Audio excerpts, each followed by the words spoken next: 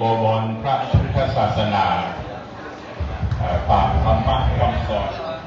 แห่งองค์สมเด็จพระชินวรสัมมาสัมพุทธเจ้าที่คณะลูกหลานญาติพี่น้องวงวานได้ร่วมตึงสมณศรัทธาแล้วก็มูลศรัทธาเอาเจ้าข้าทั้งหลายบอกว่าจะเป็นพ่อมานิดแม่บ้านชื่นปราดอาภรณ์อันนี้ก็เป็นพ่อแม่บุญธรรมของอาจารย์ดร.หนันคงมลนาโดยพร้อมด้วยกัลยาณมิตรเพื่อนฝูงทุกคณะคณานะครับลูกหลานพี่น้องบ้านทุ่งฟ้าห้ามตำบลนักบ่อหลวงอำเภอสันปะตองทุกหลังคาเรือนที่มาเป็นประจำผู้ค่ำผู้คืนนี้ก็ดีแล้วครับน้องถือว่ามาร่วมพิธีสำคัญที่พระเจ้าได้ตรัสสั่งสอนไว้ว่าพ่อกับแม่เป็นพระอรหันต์ของบุตรพ่อกับแม่เป็นพระพรหมของลูกเป็นพระในบ้านเป็นเทวดาในบ้านใครก็ตามที่ได้ปฏิบัติตามธรรมะคำสั่งสอนของพ่อของแม่อานิสงส์ที่เห็นได้ชัดคือวัตถุปัญญามีแต่ความสุขความเจริญบาดตกในที่ต่ำต่ำกว่าคนบรรจนกว่าไผ่นั่นแหละนะครับน้องมีแต่ความสุขความเจริญร่ำรวยตลอดไปนะครับเจ้าหน้าที่เตรียมชนวนเน้อนะครับจะได้ประกอบพิธีทูตเทียนบูชาพระรัตนตรัยในงานบำเพ็ญกุศลนะครับ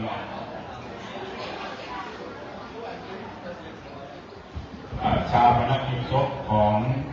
คุณแม่บัวเขียวชัยลังกานะครับในเมตตาปารมีธรรมหลวงพ่อพระครูสถิตมาพินันท์ผทบ.พุทธศาสตร์บัณฑิตมหาวิทยาลัยมหาจุฬาลงกรณราชวิทยาลัยในโสมภูมินะครับ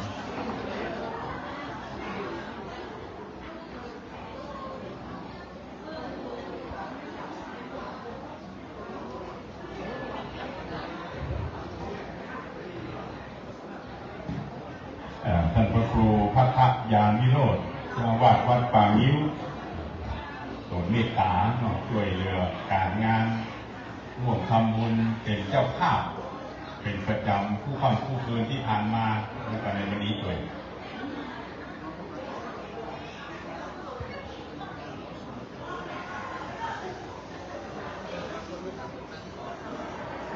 วันนี้เป็นวัน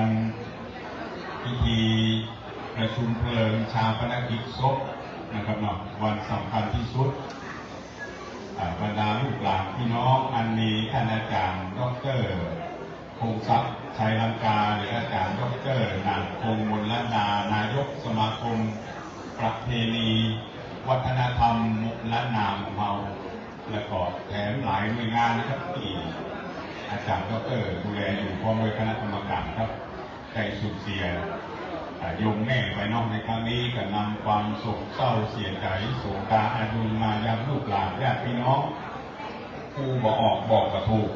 ทำมาอย่างต้อนรับกระถูกกระต้องขอกราบสุมาภัยพระสงฆ์องค์เจ้าและแขกผู้ทรงเกียรติผู้มีเกียรติทุกท่านเลยนะครับเอาโอกาสแบบนี้จะเป็นพิธีจุดเทียนบูชาพระรัตนตรัยครับในนามเจ้าภาพลูกหลานญาติพี่น้องถึงสมณศรัทธาและมูลศรัทธาถึงภายในภายนอกถึงสองคณะคณานะครับนอกร่วมกันเป็นเจ้าภาพทุกท่านนะครับได้ห้องสองห้องบุญมาตั้งแต่ตั้งหนึ่งก็ดีได้มาที่นี่ก็ดีมาได้มาก็ดีเลิกนะครับก็เป็นคารวะอันยิ่งใหญ่ไปถึงส่งยุถึงดวงวิญญาณผู้วายชนไปถึงเมื่อเจ้าก็ขอให้เป็นเข้านายไปถึงเมื่อสายก็ขอให้เป็นเสื้อเป็นผ้าไปถึงเมื่อล่าก็ขอให้เป็นเข้าติ๊กน้ำติ๊กสิบประการนั้นจุดจะมีในโอกาสแบบนี้พิธีจุดธูปเทียนบูชาพระรัตนตรัยขอได้เรียนเชิญอาจารย์ดร.พงศักดิ์ชัยลังกา หรืออาจารย์ดร.นามพงษ์มลนาซึ่งเป็นลูกชายเนาะในนามของท่านทั้งหลายได้จุดอธิษฐานจุดธูปเทียนบูชาพระรัตนตรัยตามประเพณีจารีตที่คอยพุทธศาสนาของเราครับเจอครับเจอพ่อแม่พี่น้องทุกท่านได้ประนมมืออธิษฐานจิตอยู่ในอาการอันสงบเนิ่นนะครับใครเปิดโทรศัพท์ระบบเสียงก็เอาระบบสั่นเปิดระบบสั่นมาได้กับปิดเครื่องไปเลยพ่อแม่นะครับอยู่ในอาการอันสงบทุกท่านเนิ่นครับเพื่อจะได้ต้องคิดต้องใจตรงนี้ก็น้อมรำลึกถึงคุณพระเจ้าพระธรรมพระสงฆ์พ่อแม่พี่อัตมารดาเทวดา16 จันทร์ฟ้า15 จันทร์ดิน14 จันทร์บาดาลตลอดถึงเท้าจตุโลกบาลทั้ง4เท้าวิรุณ6เท้าวิรุณปักเท้าทักกรถเท้าเวสสุวรรณเท้าภูเวศเบื้องบนพระอินทร์เจ้าฟ้าเบื้องล่างแม่ธรณีเจ้าที่ร่วมโมทนาบุญนะครับและนั่งที่เราลองตามเดิมนะครับเนี่ยในโอกาสนี้เชิญอาจารย์ดร.สุบินนาคทองนะครับเนี่ยอันนี้ก็ถือว่าเป็นเพื่อนฝูงเป็นกัลยาณมิตรที่เคารพนับถือกันมาเมื่อนานได้ประเคนกันศีลกันน้ำกินน้ำตาลเนาะกับพระเดชพระคุณในคณะสงฆ์กับหลวงพ่อเจ้าคณะอำเภอสันปะตองครูสถิตธรรมาภินันท์ก็อินทวิชัยแม่ข้อเจ้าคณะอำเภอสันปะตองโปรดเมตตาแล้วก็กลับที่รับรองตัดเดิมนะครับจากนั้นก็อาจารย์มคณายกประจำวัดของเราก็จะได้นำกิ่งน้ำตาลของเรา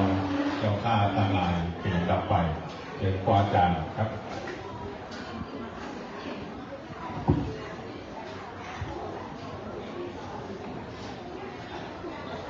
อิมินาสาคาเรนะ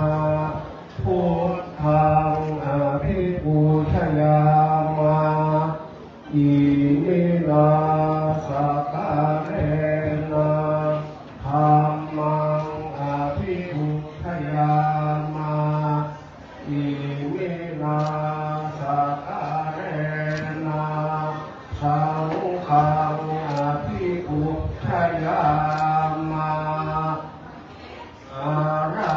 หังสัมมาสัมพุทโธภะคะวาพุทธังภะคะวันตังอะภิวาเทมิสวากขาโตภะคะวะตาธัมโมธัมมังนามัสสามิสุปฏิปันโนภะคะวะโตสาวก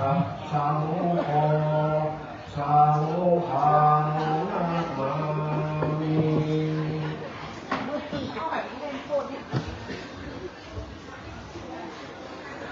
นะมามิพุทธังโอนาสาคารันตังนะมามิธัมมังโมนิราชาเตสิตังนะมามิสังฆังโมนิราชาสาวกังหังจะโยโนพันเตอาสาธามายะทาบาเลญาทามุลาเฮญาทาอัปปุสะเลเยมะยังโพธิธาธัมมาสังฆาสังฆาเตสุติราตะเนโชอาทิเตวะภาโลปันเนวะอาวิวายะติวาลาโหวากาเยนะวาวาจายะวามานาสาวาปะมาตังวาอาคาลาวังวาอากาสิมาทิสวายาธาธัมมังปะทิกาโนมะเตสังโนภัตเตพุทธาติราตานาตะยังอนุธัมมังโอปา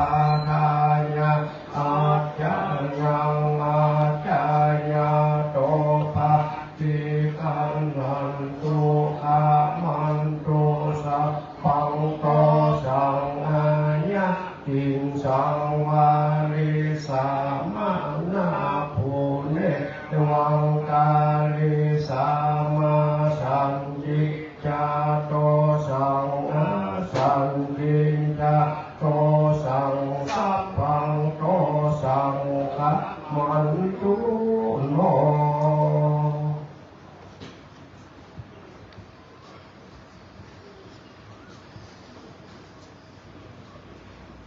เอาไปสมาทานศีลรับศีลพร้อมกันมายังพันเตติสาราเนนะสาปัตถะศีลานิยาจามาตุติยังปิมายังพันเตติสาราเนนะสาปัญจศีลานิยาจามาตติยังปิมายังพันเตติสาราเนนะสาปัญจศีลานิยาจามานะโมตัสสะภะคะวะโตอะระหะโตสัมมาสัมพุทธัสสะนะโมตัสสะภะคะวะโตอะระหะโตสัมมาสัมพุทธัสสะนะโมตัสสะภะคะวะโตอะระหะโตสัมมาสัมพุทธัสสะนะโมตัสสะภะคะวะโตอะระหะโตสัมมาสัมพุทธัสสะนะโม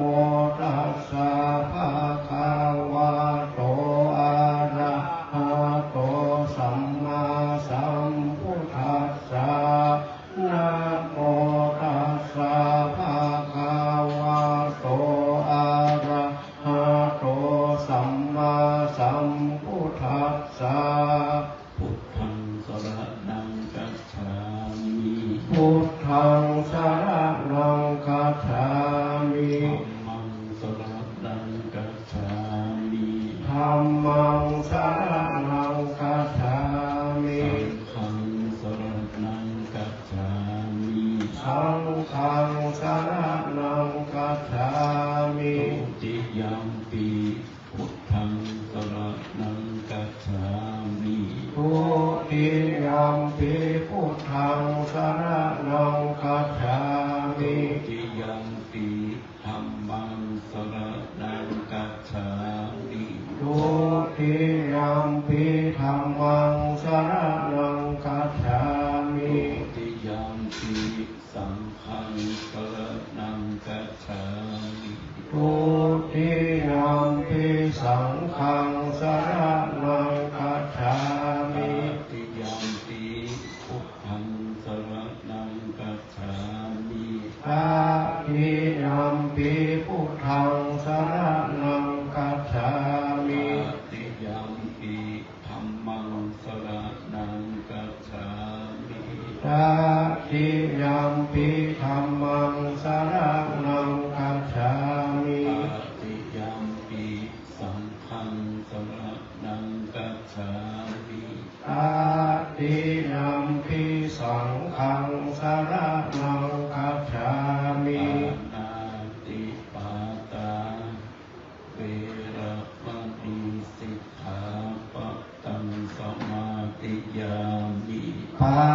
นาติปาตาเวระมณีสิกขาปะทังสมาธิยามิตินนาทานาเวระมณีสิกขา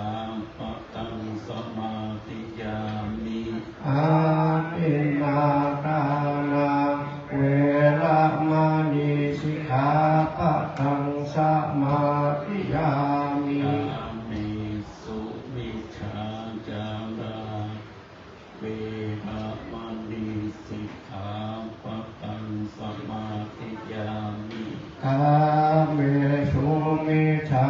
จาราเวระมณีสิกขาปะทังสมาธิยามิมุสาวาทาเวระมณีสิกขาปะทังสมาธิยามิมุสาวาทาเว ปะทังสมาธิยามิสุราเมรยามัชฌะปมากัฏฐานาเวระมณีสิกขาปะทังสมาธิยามิสุราเม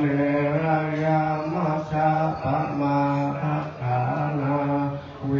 ระมณีสิกขาปะทังสมาธิยามิมานิสังฆสิกขาปะทานิสีเลนะสุขติยันติสีเลนะโภคะสัมปตาสีเลนะลิโพติยันติตัสสมาสีลังวิโสทะทิสาธุสาธุสาธุสาธุสาธุอาหังวันตาวิสาปาวะทุกานังสัพพังโตสังฆมาคะเมพันเตสาธุโอกาสะทาเดสัมปะเยื่องเครื่องหัวตาพร้อมด้วยสัพพะปาริวารร้ายหลักตุวิภาคนานาอันโมลสัจจาผู้ขาดทั้งหลายหามาโดยชอบประกอบโดยเจตนายามเมื่อโมลสัจจาผู้ขาดทั้งหลายได้หางดาตกแต่งสัพพะแห่งของทานได้วางตั้งไว้ที่ทำได้ทำย่ำและเทวกายสาปะเยื่องเครื่องหัวทานทั้งหลายได้ปามาทะหากควรผิดเป็นผงฝุ่นทิพย์บ่ทันใดสักสีและรางช่วยบ่ทันใดระวังที่อ่อยตนตัวย้ำใจมืดมัวเกียจกาได้ปากต่อตาเสียงแข็งบ่ทันได้ทำได้แยงยังว่าที่คำปากมะโลหะพิพวนก็บ่สมเปิงก่อนร้ายหลักอันหนึ่งร้อนเป็นน้ำเมียงมาแปดทิตายามด่วนสีหน้าแจ้งควายของการทั้งหลายบ่ทันใดแบ่งไว้ยุย่อนได้กินเสียก่อนแล้วมาตานลุนบ่ทันใดปองพุ่นไว้เป็นส่วนมือด่วนใดยุเอายามมัวเมาลูกอ่อนหายยามด่วนไทยดาตานไตจางงานตีดาก็บอกคิดหาทางผิดลางเมื่อจิตยุ่งยากได้กล่าวคำบาปปาโลมีโมโหกิโหโคตสถาผู้ฆ่าทั้งหลายก็มาคัวเป็นบาปและเป็นโทษแต่ดีจริงใดพากันตกแต่งพร้อมน้อมนำมาอันมีรูปะอุปาราจาดวงดอกเขาตอกลำเทียนเอามาจำเนียนไว้เนื้อขันนี้ตั้งน้ำสมปล่อยมีรสหอมชื่นสวยหลายหลักการเพื่อจับมาขอส่งมายังสัพพะเยื่องเครื่องขวดานตั้งหลายขอจุดเป็นอุตตมทานอันประเสริฐบริสุทธิ์เลิศหมดสายคือได้เป็นปัจจัยทุกจอดคือได้พันเอาเวียงเกี่ยวยอดเดระปานนั้นดุงจักมีเที่ยงแสดีด้วยดังผู้ค้าจักกล่าวสมมาตามว่าอัฏฐาสาบาลีว่ากายะกัมมังวาทีกัมมังมโนกัมมังสันติจาโตสังอาสันติจาโตสังอาติจาโตสังอนาคตโตสังปัจจุบันโตสังสัพพังโตสังขมันตุโล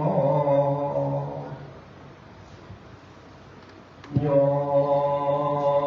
สังนิสิโนวาลาโพธิมูเลมาลังชาเสนังมหันติวิชัยโยสัมโพธิมาคัตถิอนันตัญญาโนโลกุตโม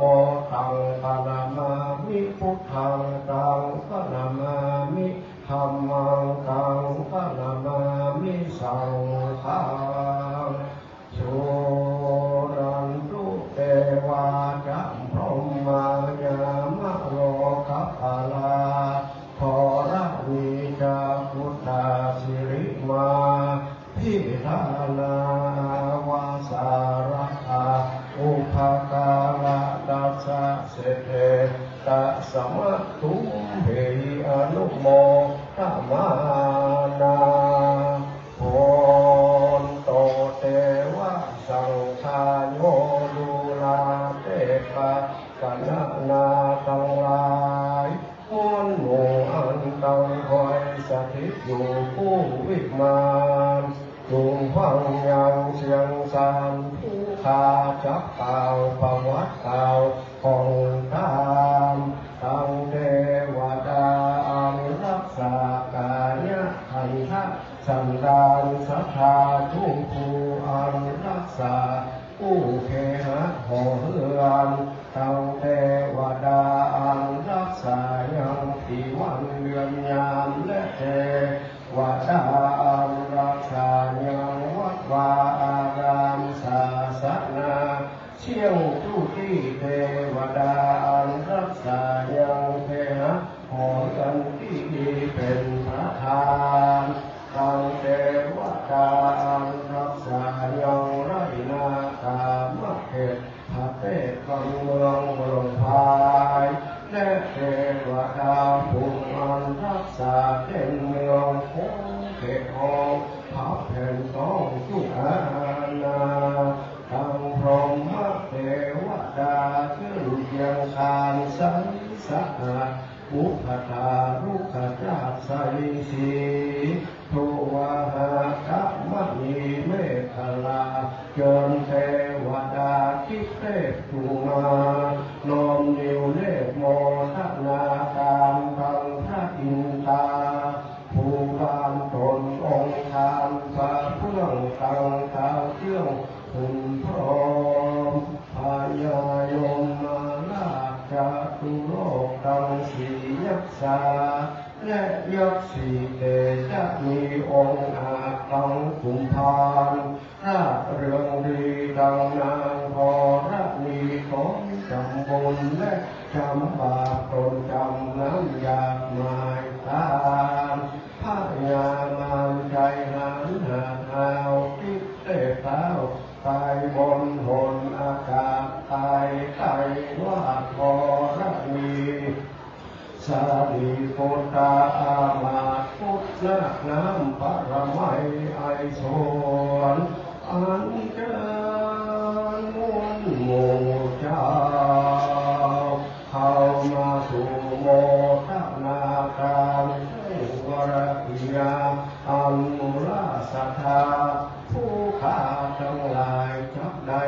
ตามในที่ข้ากาละวันนี้ยามนี้นั้นแท้ดีลีอานิจจาวากาสังขาราโสทุกขนานาถูกรับฟังว่าจะนอยอโหวาทะทุกขังก็มีแต่ใส่สักลุ่มใจโลกาขมุทุกขาแสนสิ่งทุกลำยิ่งเหลือประมาณต้นเชียวสงสารเวียนแม่คำหักแน่นำมาคำก้อยมาแต่จ้าตอนคำบอกพรสุนายชุชนะเรอันเทวหนโลกใจถึงใดเกิดเป็นคนบอกว่ามีจนทุกข์ยากถามกรรมวิบากไทยมันสั่งขาดา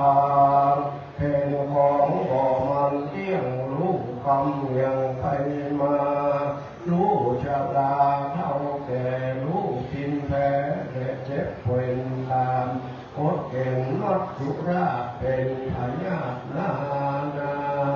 เจ็บป่วยกายในโลกเจ็บเหลือที่จับบอกปัญหามาเจ็บเหลือใจขนาดเจ็บโดยพญาของตัวใจมืดมัวแสบไม่ร้องไม่อึดอ้อยตายเราเชื่อก็เบาบางเป็นวางเราเชื่อก็นักเพียงขึ้นมาเป็นโรคอารมณ์บาดเตียที่ราบเถิดตันเถิดนี่เงินพันเงินแสนโกดก็บอกเป็นประโยชน์สักรายชีวิตความวายจนทำชีวิตคนเรานั้นก็ยืนยาวพ่อก็มาตายเมื่อเราแรกหนุ่มเราลางพ่อก็มาตายเมื่อแก่เฒ่าชราพ่อเกิดมาเลี้ยวข้าพาความตายหาความสบายบ่ได้ตามคำกล่าวไว้ว่าเป็นอนิจจังทุกขังอนัตตามีแต่ความอาภวานั่นแหละลูกตายละพ่อละแม่ก็ยังมีลูกบุตรตาบุตรียังอยู่ดีพ่อแม่ก็มาตายละตายพระครูใจจากลูกศิษย์ก็หากยังมีมันหากเป็นเรานี้สืบตามกันมาพ่อก็มรณารีดวนยังอยู่ม้วนกินลำกันเถิงกรรมมารอดก็ม้อยรอดมรณาวัดยุราชาพญาวัดจุราชเป็นใหญ่มันมาขับไล่อยู่ถึงวานมือซึ่งมันก็มาไล่เท้าซึ่งมันก็มาไล่ตายจับคนฝ่ายมีภัยตั้งใดก็บอกพ้นใดจากความตายบอกว่าเจ้านายบ่าวไร่หากทำไล่มาทำตายเหมือนกันเสมอภาคบอกพ้นจากความตายไปเสียนายมาเป็นดังแม่พวกเกี่ยวไทยลังกานี้นาก็มาได้เถิงแก่มรณะกรรมไปเมื่อวันที่21 เมษายน 2569ที่หลงยาสังปะตองเวลา10 นาฬิกาที่มีของ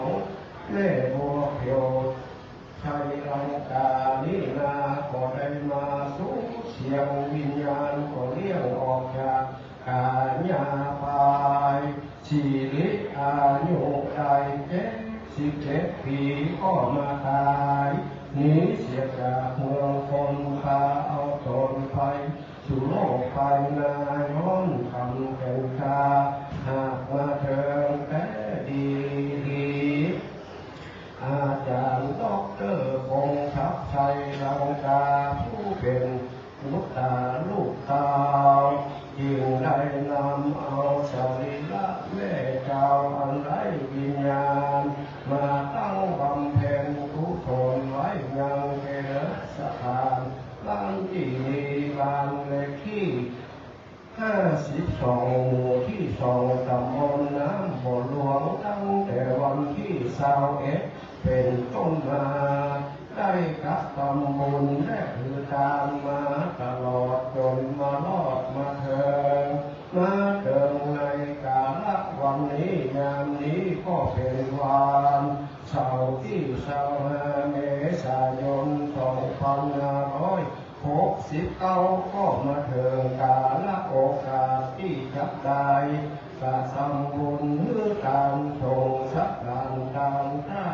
อันใดกราบนิมนต์พระสังฆเจ้าเข้ามาโปรดเมตตารับเอาเย้าใจยักทานในทีฆากาลวันนี้ยามนี้นั้นได้ดีสาธุโอกาสสิริวิสุทธิมกุฏตภาวโรสวดอุตมโพลมพุทธาติรัตนาทลายพันแถวพระแถวเจ้า ตังสามภการยังเผ่าพิบาลสะเทืองเรืองเรือเพื่อหือใดกระทำยังตาละปาละมีศีละปาละมีไว้เป็นยอดขอดไว้กับตนกับตัวไปทุกภาวะจากใจใจทางลาบใจทุกสอดรอดเนรปานอันเป็นที่แล้ว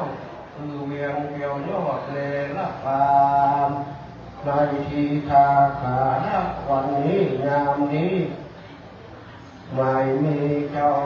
มูลศรัทธาอาจารย์ด็อกเตอร์คงศักดิ์ไทยลังกาพร้อมโดยญาติพี่น้องสัมพันธวงศาทุกคนคนก็ได้พากันคงฝ่ายโต๊ะแต่งพร้อมน้อมนำมาอันมีรูปพระบูชาราชาดวงดอกเขาต่อพร้อมลำเทียนและจะตุปัจจัยใจยะตามสัพพะริวารทั้งหลายมวลผู้นี้มาทะปันนาตั้งไว้กับกองสองนาข้าเกี่ยวเจ้าดังสามภการเพื่อจับใจน้อมถวายเพื่อเป็นตามแด่พระพุทธเจ้าพระธรรมเจ้าพระสังฆเจ้าว่าจะมีและดีไปวันนี้ไป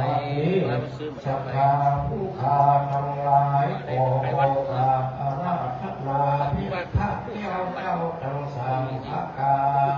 ถูกมีธรรมะเมตตาอาลัยนาปฏิฆาหลอกเอาแล้วกับโอภิชาส่วนบุญส่วนกุศ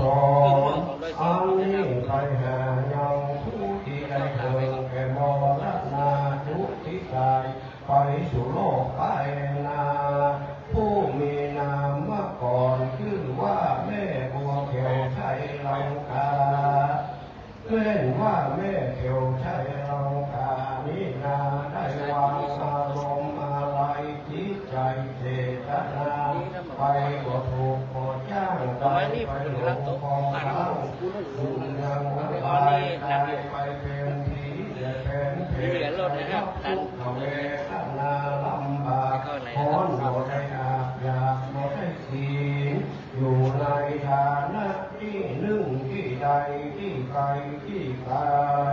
ดังอันก็ดีก็ขอส่วนบุญส่วนกุศลอันนี้จงไปรอดไปเชิงไปเชิงยังจิตดวงวิญญาณของแม่บัวเขียวชัยลังกาในกาลวันนี้ยามนี้แม้นว่าอยู่ไกลสุดวิสัยไปบ่รอดก็ขออัญเชิญเอาเจ้ายอดเทพมเหสิกาเทวบุตรเทวดาตนมีฤทธิ์แก่นกาจุงมานำเอาส่วนบุญกุศลอันนี้ไปรอดไปทางไปเดินยังจิตดวงวิญญาณของแม่บัวเขียวชัยลังกาในทีฆากาละวันนี้คำไปรอดเมื่อยามเจ้าก็ได้เป็นเข้าง่ายกันไปรอดเมื่อยามกายก็ได้กลายเป็นแผ่นเสือแผ่นผ้ากันไปรอดเมื่อยามรูนยามลาก็ได้เป็นเข้าทิพน้ำทิพสิบประการแม่บัวเขียวใจลังกานี่นาได้กินได้บอกรีบโพกมือใดก้อนออกจากที่ยากมือใดผ้าออกจากที่ทุกข์มือใดถึงสุขไปเกิดเป็นเทวบุตรเทวดาอยู่บนสวรรค์จันทราวิมานแก้วและสุขกันเป็นที่เลิศแล้วคือเวียงแก้วยอดเนรพานนั้นจุงกับมีเที่ยวแต่ดีสาธุโอกาสะมะยังทันเตหิมานิอาคิอุภาราชตานังโอตานาภิกขาราตานังสหปุโชปากรณะวิเศษตานังภาชนะตานัง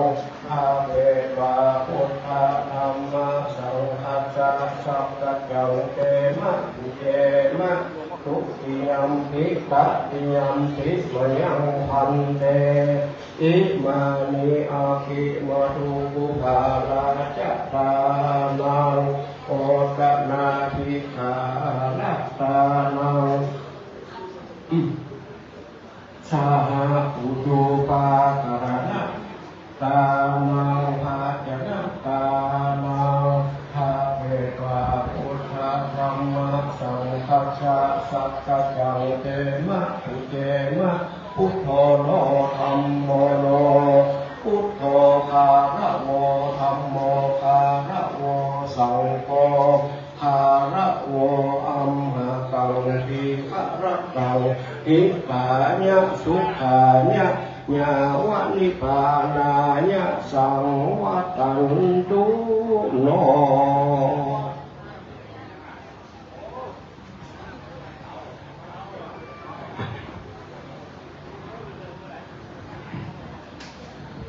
นะโมตัสสะภะคะวะโตอะระหะโตสัมมาพุทธัสสะนะโมตัสสะภะคะวะโตอะระหะโตสัมมาสัมพุทธัสสะนะโมตัสสะภะคะวะโตอะระหะโตสัมมา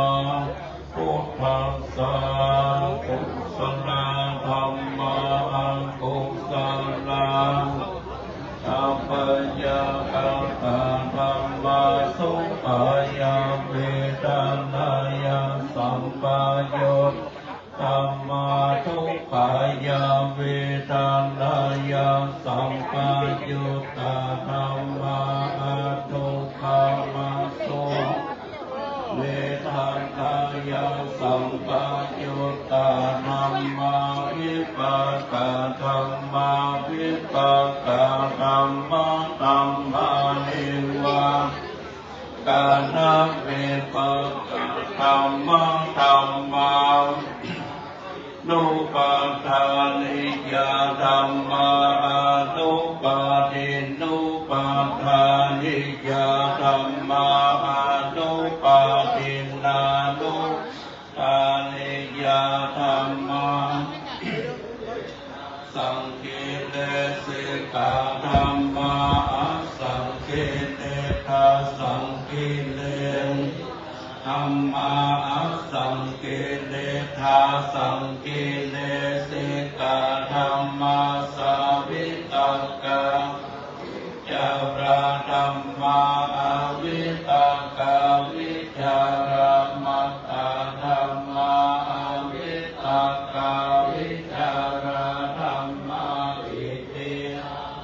ปัตตาธัมมาสุขาสะภะคะตาธัมมาอุเบกขาปัตตาธัมมาทัสสะเนนะปะภะกัปปะธัมมาภาวนายากัปปะธัมมาเนวะทัสสะเนนะนะภาว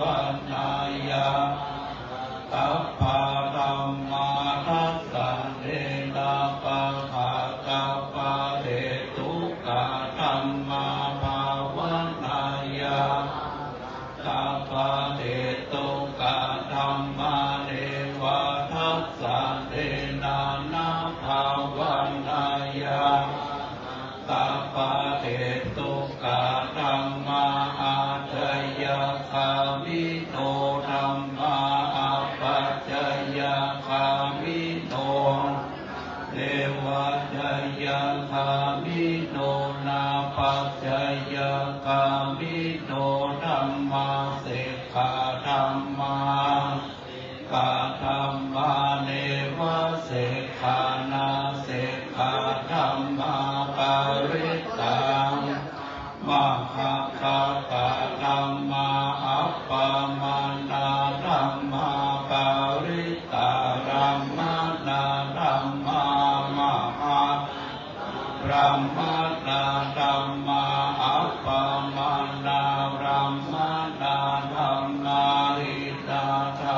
า มัชฌิ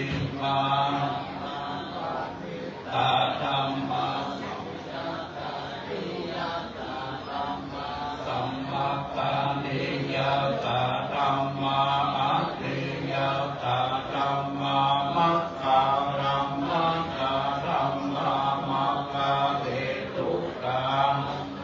มัคคานิปติโนธัมมาอุปันนาธัมมาอนุปันนาธัมมาอุปาทิโนอาติตาธัมมาอนาคตาธัมมาปัจจุปันนาธัมมาอาติตารังธัมมาอนาคตาธัมมานาธัมมานารัมมะนาธัมมาอาชัตตาธัมมาปาหิตาธัมมาอาชัตตาปาหิตาธัมมาอาชัตตานาธัมมาปาหิตาธัมมานาธัมมาอาชัตตาปาหิตาธัมมานาธัมมาสันนิทาสัพพติทาธัมมาอานิทัสสนะสัพพติทาธัมมาทัสสนะปฏิภาธัมมาเกตุปัจจโยรัมมานาโยอาทิปัสสิปัจจโยอนันตระปัจจโยสัพพะนันตระโยสัพพะสัตตปัจจโยอัญญมัญญปัจจโยทิสัยยปัจจโยอุปาทิสัยยโยปุเรชาตปัจจโยปัจจาชาตปัจจโย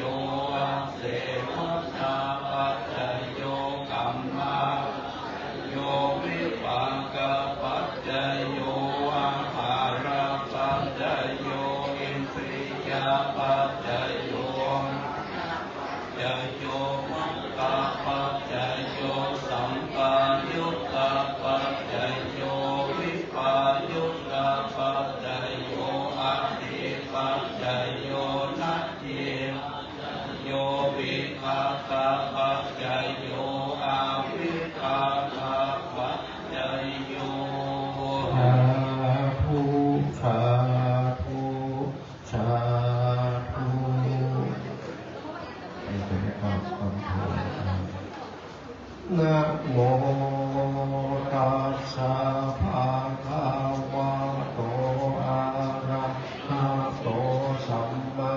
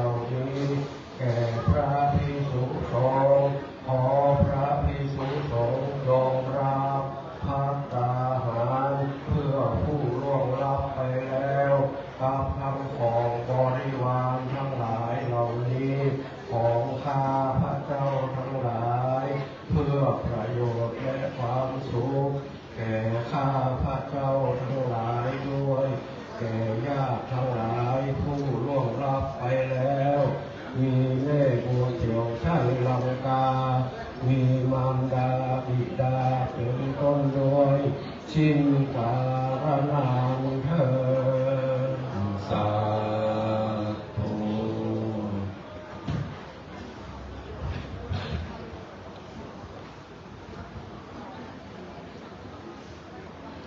ครับ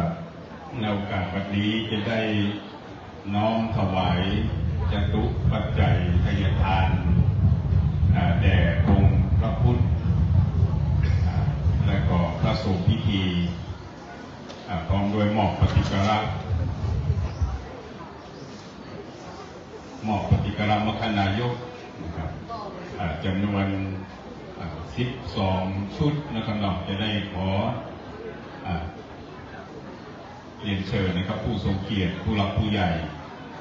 นะครับที่ให้เกียรติในวันนี้ในนามลูกหลานญาติพี่น้องทุกคนทุกท่านนะครับเนี่ยดังมีรายนามดังต่อไปนี้ครับ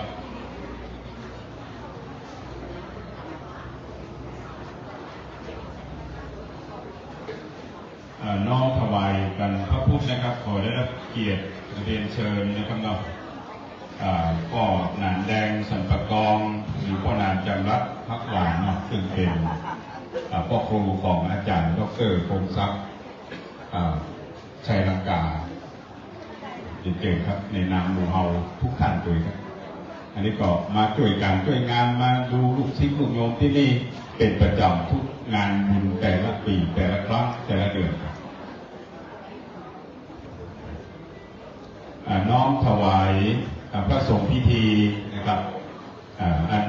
มีหลวงพ่อเจ้าคณะอำเภอสันปะตองหลวงพ่อพระครูสถิตธรรมาภินันท์วัดอินทวิชัยแม่คลององค์ประธานฝ่ายสงฆ์พร้อมด้วยพระสงฆ์องค์เจ้าอัฐวัค8 รูปพร้อมด้วยพระ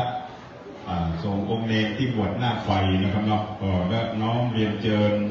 ดังมีรายนามดังต่อไปนี้นะครับน้อมเรียนเชิญได้นั่งรอกันกั้มในกำลังจะได้น้อมถวายพร้อมกันนะครับเนาะขอน้อมเรียนเชิญท่านนายกนกน้อมชัยวงศ์ครับนายกองค์การบริหารส่วนตำบลน้ำบ่อหลวงอำเภอสันปะตองน้อมเรียนเชิญนะครับรองวิเชียรชัยวงศ์รองนายกอบตน้ำบ่อหลวงเรียร้อสกรรมเลยท่านนายกเลยครับอยู่เบื้องหน้าพระสงฆ์ครับเรียนเชิญท่านอาจารย์ดร.สุบินพวงดอกแดงนะครับคุ้มนักหน้าทองจังหวัดนนทบุรีปอเอกรุ่นรุ่นอาจารย์ดร.เฮาเนี่ยครับน้อง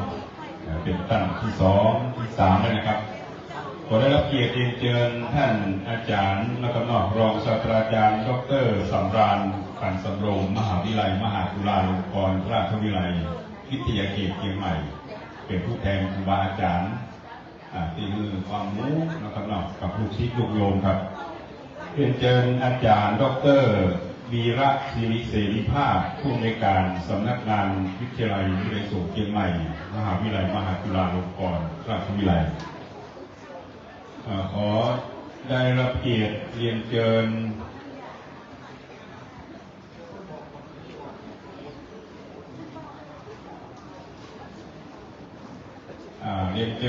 คุณทรงพจน์อินเขียงครับผู้ช่วยผู้ใหญ่บ้าน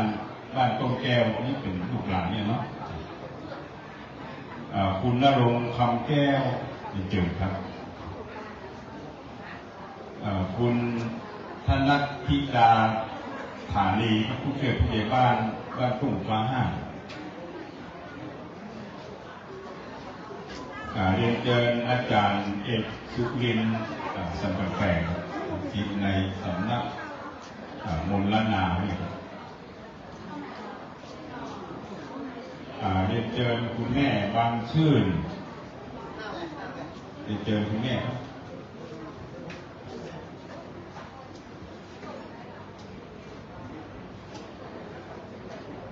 ผู้ก่อไปแทนเนาะแล้วก็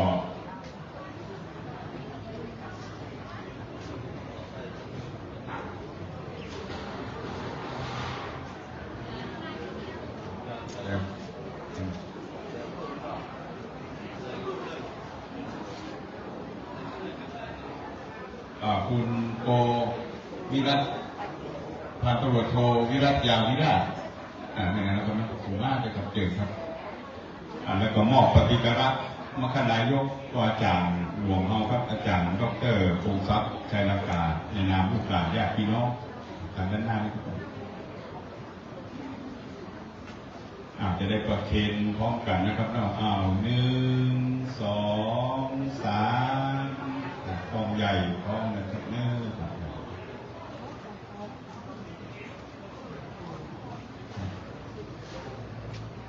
แล้วก็เชิญนั่งที่รับรองตามเดิมครับน้องเฮาอายุพรรษานักแข่งขาบอกไปตามวัยสังขารนะครับ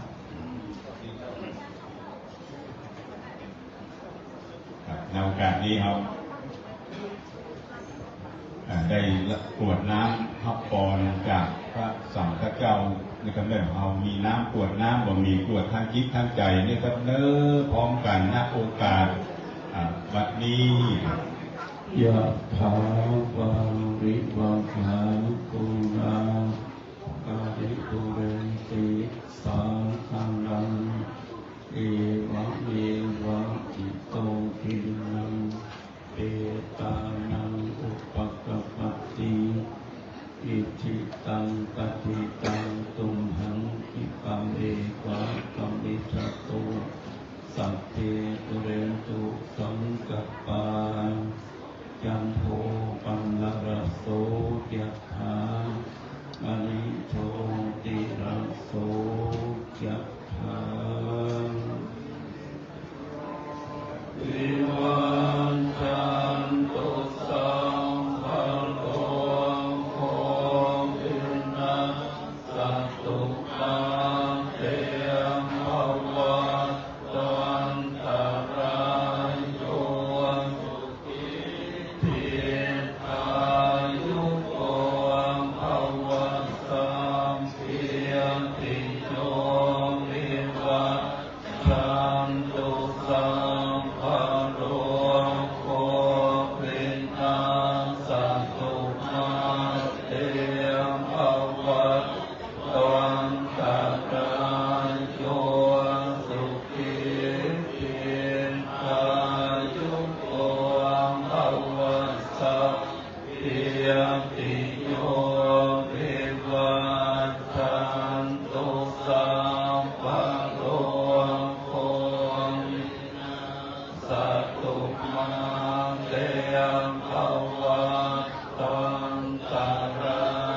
ย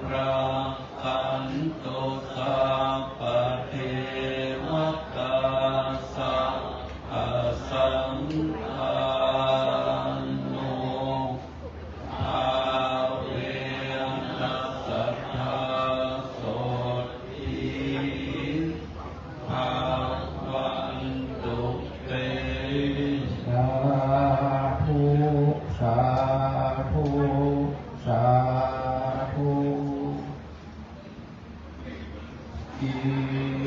ตังทานาคัมมังเนปานาปัจจายโย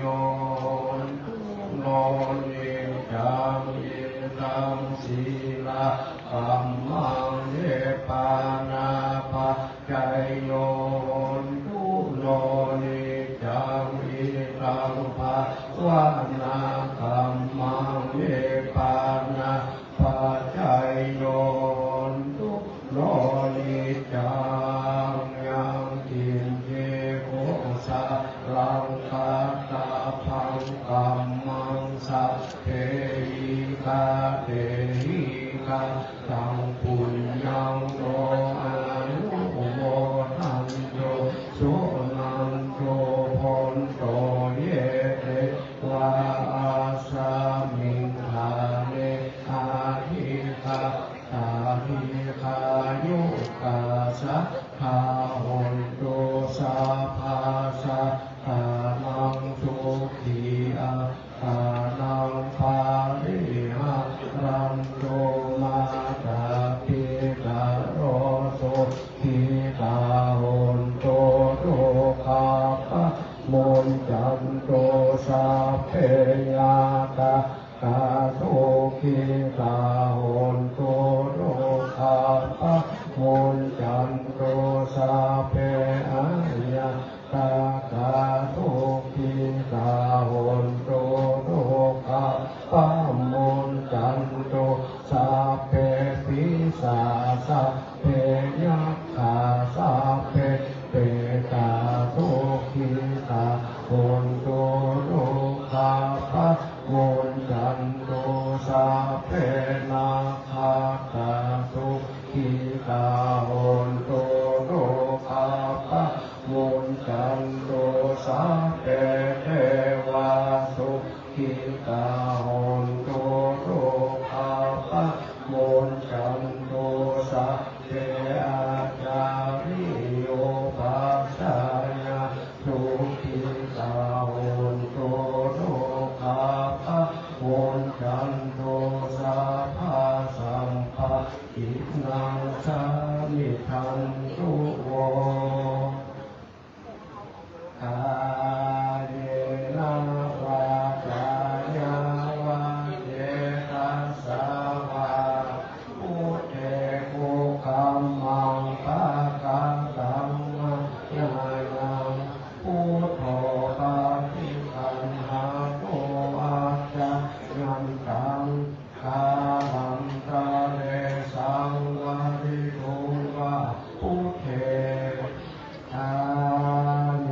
นาวาจายาวาเจตสาวาธัมเมกุคัมมังปะคะตังมายายังธัมโมปะทิคันหาตุอาจายันตังคาลันตะเลสังวาริตุวะธัมเมกาเยนาวาจายาวาเจตสาวาสังเกกุคัมมังปะคะตังมายายังสังโฆปะทิคันหาตุอาจายันตังกาลันตะเลสังวาริตุวะสังเก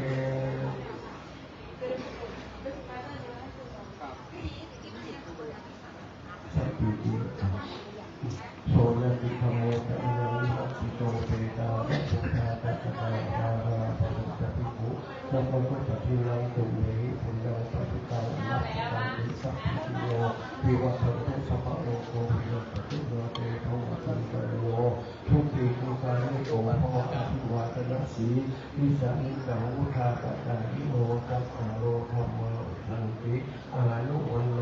ทุกขังปะนา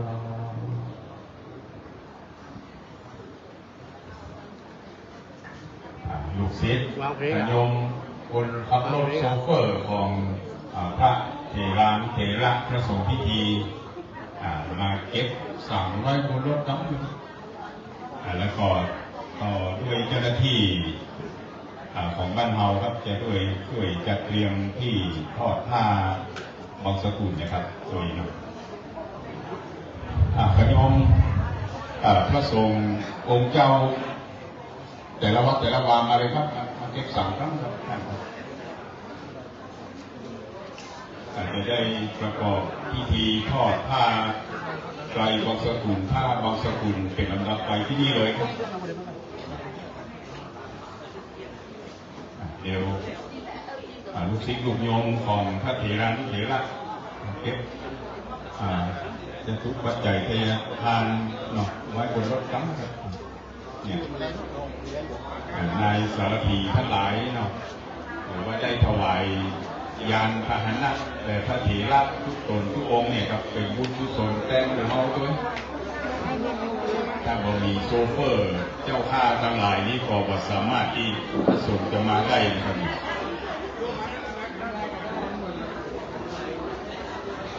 โมทนาบุญเนี่ยก็โซเฟอร์นะโซเฟอร์ทุกท่าน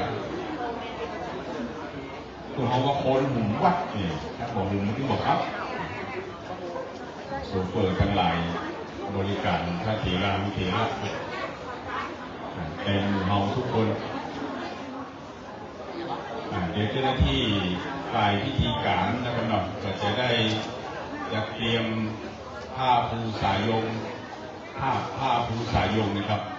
เชื่อมมาจากสรีระต่างๆประสาทแก้วนิมานคำ